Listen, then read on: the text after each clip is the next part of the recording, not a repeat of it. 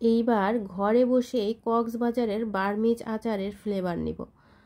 তো চলুন আমরা ঘরে বসেই খুব সহজেই তেল মশলা ছাড়া বার্মিজ আচারটা তৈরি করে ফেলব। নমস্কার, বাঙালিয়ানা হেসেলে সবাইকে স্বাগতম। 4টা আম নিয়েছি। আম 4টাকে আমি মাছ বরাবর কেটে একদম এরকম পিস পিস করে কেটে নিয়েছি, একটু ভারী করেই কেটে নিয়েছি। তো এখন এগুলোকে ভালো করে ধুয়ে নেওয়া হয়েছে। চলে যাব পরবর্তী স্টেপে। যদি রেসিপিটি আপনাদের ভালো লেগে থাকে তাহলে আমার এই ছোট্ট চ্যানেলটা সাবস্ক্রাইব করে পাশে থেকে যাবেন। আর যদি ফেসবুক থেকে দেখেন তাহলে লাইক কমেন্ট শেয়ার দিতে ভুলবেন না। তো আমগুলো আমি একটা পাত্রে উঠিয়ে নিয়েছি আর এর মধ্যে আমি দিয়ে দিচ্ছি চিনি। এখানে আমি 2 কাপ পরিমাণে চিনি দিয়েছি। যেহেতু আমি 4টা আম নিয়েছি তাই 2 কাপ পরিমাণে দিলাম। যদি আপনারা 2টো আম নেন তাহলে 1 কাপ পরিমাণে চিনি নিয়ে নেবেন। তো এখন আম আর চিনি ভালো করে মিশিয়ে নিব।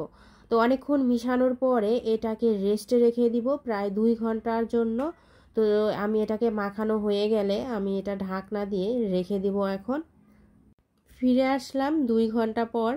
2 ঘন্টা পরে দেখেন এটার কি অবস্থা, পুরো চিনি গলে পুরো শিরা হয়ে গিয়েছে।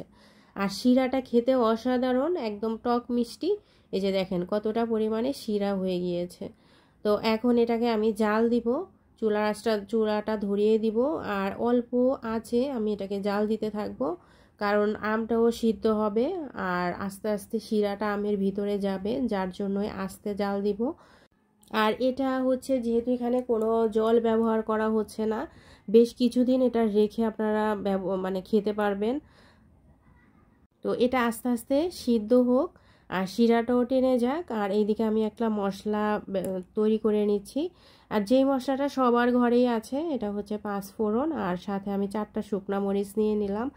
আর এটাকে টেলে নিব। কোনো তেল ব্যবহার করব না এই আচারটায়। সব থেকে বড় কথা, এখানে কোনো তেল ইউজ হবে না আর অত মশলাও দিব না। আর আচার বলতেই তো তেল মশলা, আর এই আচারটায় এইসবের কোনো ঝামেলা নেই।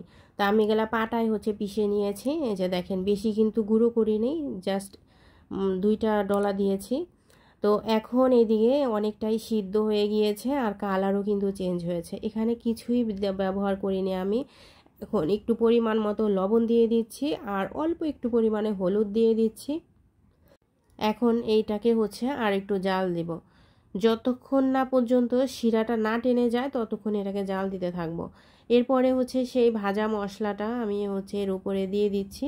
মশলাটা দেওয়ার পরে এটাকে নেড়ে চেড়ে মশলাটা যাতে সব কিছুর মধ্যে ঢুকে যায় সেজন্য আমি এটাকে অল্প আঁচে জাল দিয়ে নিব। আর শিরাটা টেনে গেলেই এটা নামিয়ে ফেলবো। তো এই যে দেখেন অনেকটাই কিন্তু টেনে গিয়েছে। তৈরি হয়ে গেল মজাদার বার্মিজ আচার।